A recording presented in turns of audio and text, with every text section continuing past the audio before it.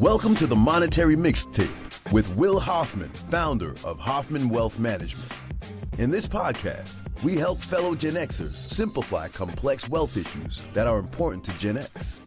We do this by cutting out the mundane material and using a refreshing approach to finances in a way this skipped generation appreciates. Join us for this ride where we explore financial planning and wealth management as Will Hoffman draws from almost 20 years of experience and brings to you qualified guests to help be your latchkey to tricky monetary affairs. Welcome to Monetary Mixtape with your host, Will Hoffman, where we talk about the ever-forgotten Generation X. I'm Wendy McConnell. Today is an exciting day as we have Chris Quandt joining us. So, Will, what will we be focusing on today?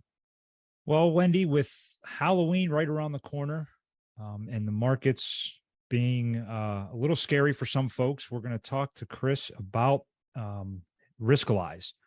Riskalyze is a very, very important partner in our firm. It's software and a program that has really revolutionized how we talk with our clients about risk, how we talk with them about their portfolios, and how they decide how they like to invest. And it's one of the most influential pieces of software to come into the industry. In my 20 years, we were very, very early adopters of Riskalyze and very excited to start using it with our clients. So Chris was a logical guest to have on and talk to us about Riskalyze and also talk to us a little bit about Gen X and the Gen X impact on Halloween. So we're going to talk a little bit about our favorite Halloween movies, favorite Halloween costumes of Gen X, and a lot about the technology that Riskalyze provides to our firm and to our clients. So, Chris, welcome to the Monetary Mixtape. We're very excited to have you and glad that you could join us.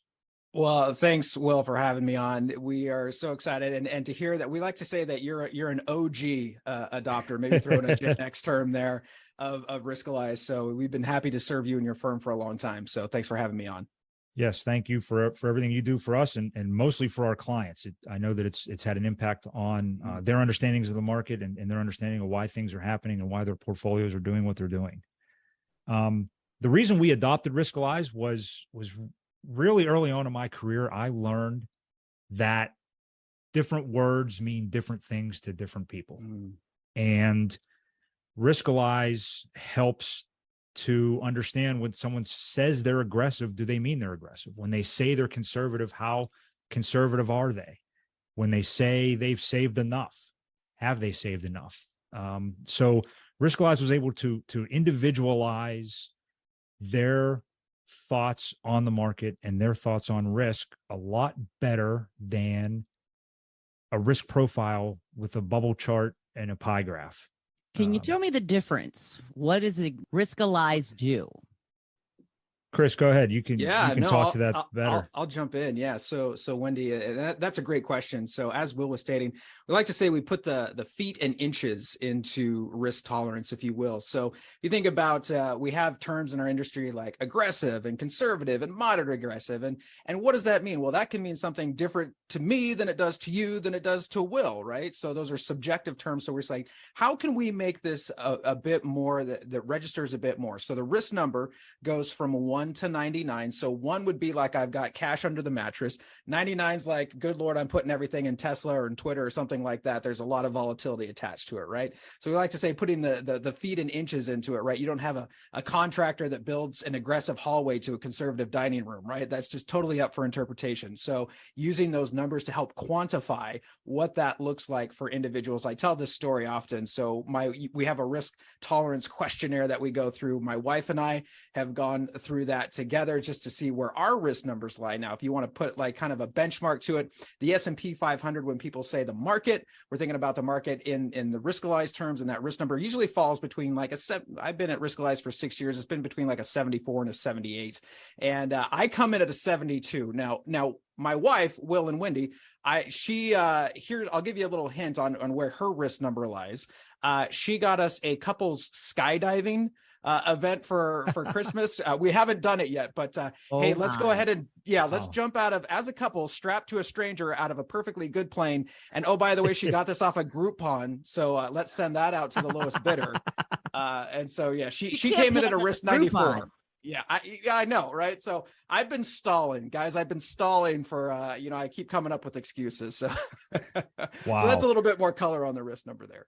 Thank you for the explanation. Absolutely. Yes, and Riskalyze really allows us to deploy our portfolio strategies without the fear of not being aligned with our clients' goals. So we know that we are in tune with our clients, and really one of the best features of Riskalyze is our ability to send check-ins to our clients on a periodic basis. So as their attitudes and moods about the market change, we're tuned into that so that we can reach out if they're at a point of fear with a quick 2 questions, and then it sparks a conversation for us to have the conversation about their risk tolerance and how they feel about the markets. So it's been a great partner and a great piece of a great program for us to use with our clients. And it was great. Chris and I, in our informal green room, I guess, before this conversation, we're talking a little bit about, our Gen X links, and found out that we're only a few months apart in age, both 78 babies. Riskalyze founder Aaron Klein, also a 78 baby. Yeah, we and down a couple months there. Yeah, found it great that as our mixtapes evolved from pressing play and record on the radio to burning CDs with Napster over our youth and our development of a mixtape. Yep. That's exactly what Riskalyze has done with the risk tolerance profile questionnaire. They've taken it from a piece of paper that you bubble in and get a pie chart, all the way to something that not only gives you your own individual risk number, but also allows us to see how you're feeling throughout market fluctuations. So they've evolved like Gen X evolved our mixtape. It's really a great tie-in to our firm and to this conversation. And Will, can I just say too that I love that you brought up check-ins too, because I call that a little hidden gem inside of Riskalyze. It's not really apparent most times unless you're looking for it or you found out something about it, but it really does help advisors get that temperature check on their clients to say, hey, and we're coming up on Halloween, like, is there anything scary going on? Is there anything that we should talk about? I tell my kids, use your words. Is there something that we should talk about? But I got to tell you, I was talking to another advisor, and she said I could share this story too. As we're looking to grow our firms and grow our practices as well, she said, I actually use check-ins in my referral process as well. She said, yeah, if somebody responds negatively, and it's just 2 questions, how you feeling about the market, how you feeling about your financial future, and they can respond thumbs up, thumbs down. That's kind of how we're doing it. It's real simple. So not a lot of your day being taken away from that. And she said, well, obviously, if I get a thumbs down and they're anxious or they're feeling anxious about the market or their future, yeah, we want to be proactive and get ahead of that. But she said, if I get 2 thumbs up, hey, they're feeling good about both situations or scenarios. She said, I use that as an opportunity to reach out and just say, hey, it's our job as your advisor to make sure that you are feeling confident about what you're seeing in your financial future. If you have any friends, family, relatives that would enjoy that same kind of confidence that you have, we'd love to have a conversation. And I thought that was brilliant. Just another way, again, to kind of naturally work that referral process inside of your conversation with your clients. It's a great one I like to point out often when I can. Well, and to compound on that story, in 2018, when the markets were getting really volatile, I know we're going to talk about Halloween here, but it was right on Christmas Eve. The markets had a really volatile day. A couple days after Christmas, we had 3 or 4 folks reach out to us because we had a check-in go out that day. And I'm with my family for Christmas Eve dinner. They're all with their families for Christmas Eve dinner. And they received a check-in on a pretty volatile day. And they told their family about our feature. And their family reached out to us the week after Christmas and said, hey, I was with my brother on Christmas Eve, and he was real happy with your communication, and we're not getting that from our advisors. So we'd like to talk to you. And it was just really reassuring and just emphasizes the relationship with Riskalyze and how they've not only been in tune with what advisors need, but also with what our clients need, and why it's such an important piece of software. And Chris, you may have to correct me on the actual verbiage. Morningstar honored you guys with a couple of awards when you launched Riskalyze, right? Yes, and I wish I could remember the exact name of that It was award. like the most influential piece of technology or something when they launched. Yeah, and speaking of awards, and one I want to talk about before we get into your background, this framework has been acknowledged by the Nobel Prize, if I'm correct, right? So it's based on Nobel Prize winning prospect theory, basically that we're 2.5 times more likely to react to risk than we are to reward. And we add on to that. And those emotional reactions are the number one killers of what, basically keep us from meeting our long-term goals. So yeah, based on Daniel Kahneman's prospect theory. Right. So my dad didn't believe me when I told him that my firm was using something that had the word Nobel Prize. He was like, "You?" I said, "Yeah." Dad, tell him to tune into the podcast. Yeah, we'll set him straight. I know he's learning how to use the podcast feature on his phone right now. So I love it. Pulling in some baby boomers here with our Gen X podcast. It's very impressive. I got to tell you, I love it. Wow. So, Chris, tell us a little bit about yourself, your background, what brought you to Riskalyze in the first place, and what your role there is. Yeah, so my official title is Success Enablement Manager. So I'm basically on our advisor success team, helping to support our team as they go out and train and help, I like to say spread the Riskalyze gospel, if you will. But I've been at Riskalyze for about, like I said, 6 years now. I've had various roles, work closely with our marketing department and really helped the training and talking about Riskalyze. So I started in finance a little bit early. I worked at a credit union when I was in college. So I was on the teller line and learned a lot about money and loans and the banking industry there, and went into communications, did that. So did some work in the nonprofit space, and also did a little bit of in the broadcasting space as well. So this is kind of a little bit of home for me, being in front of a microphone. I always enjoy that. So, and then brought me to Riskalyze. I say I kind of married into it. My wife is from the local area where Aaron Klein and the founders are from. And so knew Aaron from early on before Riskalyze, and followed the rise of basically the start of the company. I was friends with Aaron on social media. And at one point he said, "Hey, we need a little bit of a change here." And I said, "I'm going to put my name in the ring there for Riskalyze," and got hired, and have been happy to be, part of this rocket ship that we've seen for the last, we said we just celebrated probably about 10 years. So I've been here for about 6 of that. And it's just been incredible to see the growth of the company since then. Yeah, it has been fun to witness, and to be at the Fearless Investment Summit that you guys host from time to time was really invigorating. Occasionally those conferences all start to look the same, and what Riskalyze is doing, just like with the risk number, it's not the same. So we brought a lot home from that conference, and were able to apply it immediately to our firm and to our development. And we've been nothing but positive feedback from Riskalyze from our clients. So we are nearing Halloween, and Gen X impact on Halloween has been pretty monumental. And I'm not a horror film guy by any means. I really didn't sit and watch them, but we had Friday the 13th, we had Nightmare on Elm Street, we had The Shining, we had all of these tremendous horror movies. And it seems like they all start to reemerge during Halloween. Chris, do you have a favorite Halloween horror movie from our generation that you like to watch? And it's funny too, you see all the reboots coming now Will, within the movie theaters of, everything's kind of coming back. So it's like that 20-year cycle where it's like, oh, this is all becoming cool again. So we're like, yeah, we've been there. And I'm sure generations before us have seen the same thing. But, so I'm like you, I'm not like a super horror flick, scary person, scary movie type person. I do have one degree of separation though from a character in Friday the 13th. My friend Dominic Brascia was Joey in one of the Friday the 13th movies. I was looking for it right before we came on. He gave me an autographed picture of his death scene. So like all this blood and guts, it's a still frame. And he autographed it. He gave it to me as a Christmas present one year.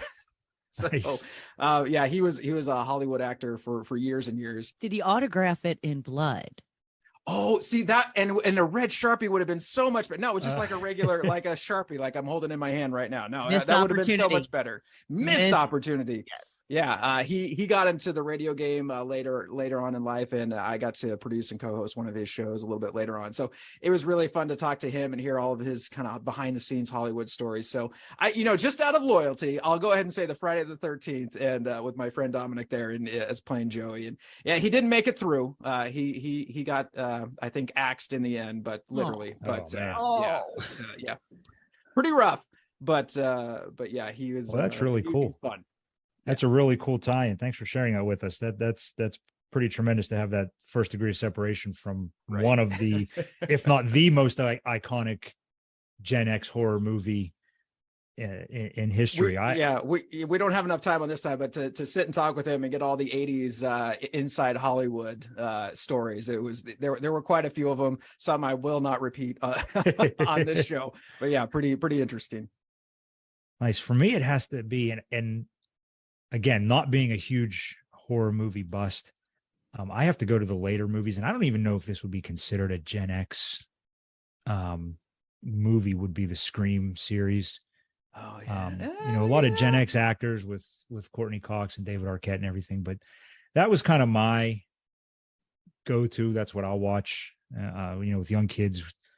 My wife is horrified, and probably the rest of our listeners will be too. I still have yet, I'm bringing you to duck, but I want to see your faces when I say this. I have yet to see Beetlejuice. And my wife and I have been together for 23 years almost, and just learned that from me that I haven't seen Beetlejuice. So I have a feeling that that's coming up in the next month or so with our boys to watch Beetlejuice and for me to dive into that. First of all, not a scary movie. No. Second of all, iconic. I know.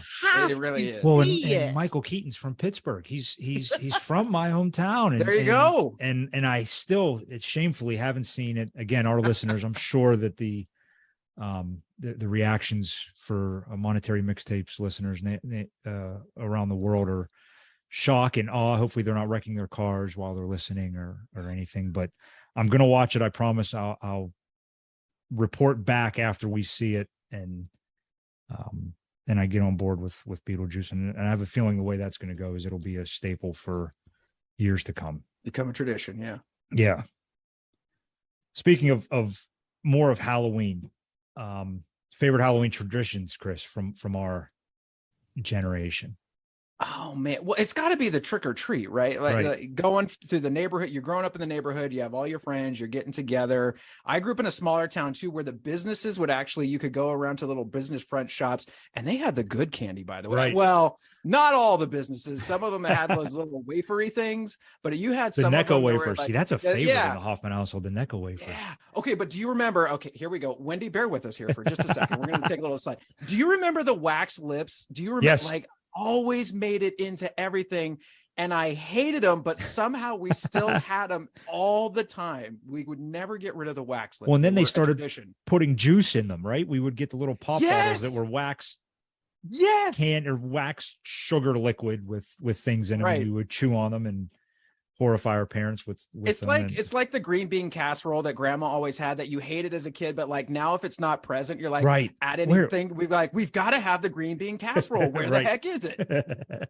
Did you guys get apples?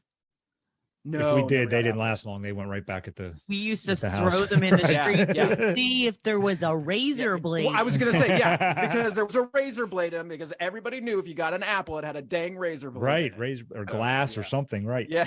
The one thing that Some sticks sort of out to me nefarious about our thing, yeah. generation with Halloween was the costumes and those hard plastic masks with the elastic string around them that you got. That lasted about 5 Right. minutes. Yeah. Well, and the hole to breathe out wasn't as big as an echo wafer. So you had this tiny hole and this vinyl suit of, Right. the one I remember, I was a huge He-Man and fan. And there's going to be plenty more to discuss about He-Man. It's its own sort of subculture of Gen X. But I was Man at Arms. So I had the plastic mask and the vinyl suit. Yeah. And, for our parents, it was easy. We just kind of, in the Pittsburgh area, you had to have something that was going to fit over a snowsuit. So it was easy to dress warm and have this vinyl costume that tied in the back and around you, and off you went. We don't get so off so easy now with our kids with the costumes that are necessary and the face paint and them.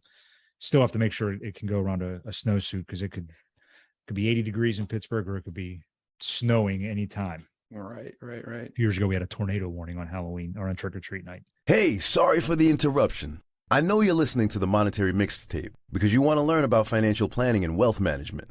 If you have any questions at the end, please head over to www.hoffmanwealth.com or look in the show notes to schedule a call with us. That's awesome. Yeah, it was the Smurfs. It was the Smurfs for me. Again, that same plastic mask, the old Smurf mask right there. Real simple costume. Being a California kid, October it wasn't quite as cold, so you could do a little bit more. But yeah, it was having that. I still remember trying to breathe behind that little plastic Smurfs mask there. Or it was too late. You're gonna go as the hobo. Like put on Grandpa's old flannel, and put on the big hat and the big shoes and the big pants and just flop around. And as I got older, for like high school and Halloween parties, or high school and college Halloween parties, I would be a golfer. So I just threw on a golf, whichever golf hat I could reach. Nice. And that was it. Cheater. Yes. Yeah. Sometimes a cowboy. Wendy, what about you? What was your favorite Halloween costume? I was just think it was princess.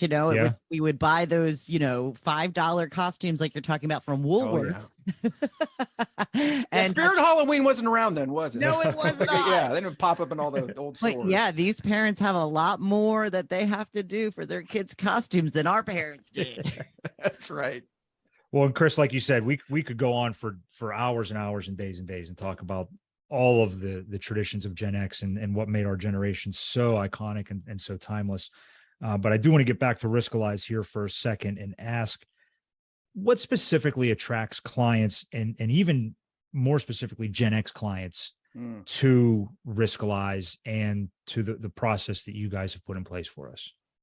It's interesting that you said, and really didn't think about it, the founders are Gen X. And one of the things as I was thinking about this question, Will, it's interesting to think about our generation and really, as you think about it, the last to kind of grow up in an analog world, but start to embrace digital technology, like kind of like on the leading edge of that. If you remember about late teens, early 20s, we're getting our computers. That mine was the HP Pavilion, shout out to HP and that thing. And we talk about, getting on the internet, unrolling the phone cord through the kitchen to hit the phone jack so we could use our AOL disk for 5 minutes, right? And then you have, I remember, my friend's sister worked at Singular Wireless. Let's throw back to Singular Wireless, right? Yeah, back in the day. And the old little Nokia phone that you could play Snake on, right? And so you just kind of think about how we go, and you said it, we go from hitting, record play on the old boombox so we can wait, for an hour for our song to come on the radio, to now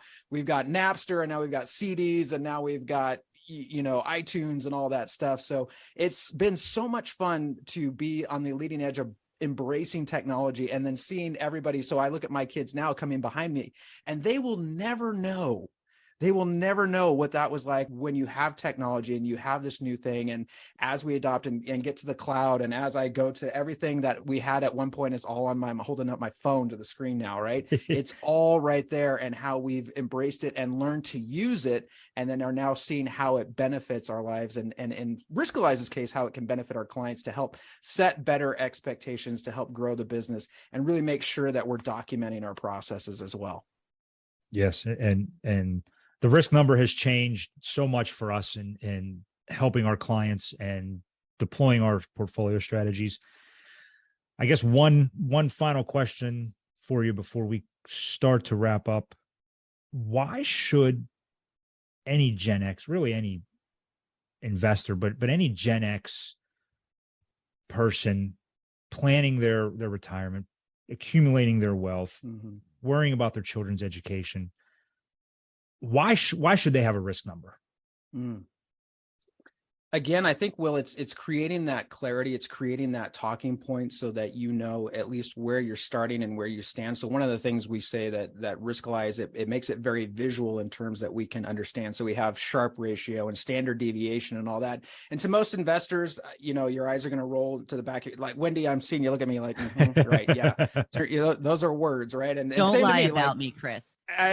No, I'll just use myself as an example, like Sharpe, like, okay, we get it, but like, how can we help people understand to set those better expectations, to help see, and we talk about the retirement map, even from a 30,000-foot view, seeing what does it look like in the long term for you in your investing journey, and using that risk number to help tell that story. So like really quickly and easily, I could tell the difference between me and my wife, and we kind of laugh at it, but that really does help us understand where we are in our investing journey, how we're going to help pass that on to our kids. Because, and one of the things I was thinking too, Will, is like the world is only going to go more digital. So as you're looking at the generations coming up behind us, if you try and do things on a legal pad, they're going to look at you like you're literally from the moon. Like, what are you dealing with me here?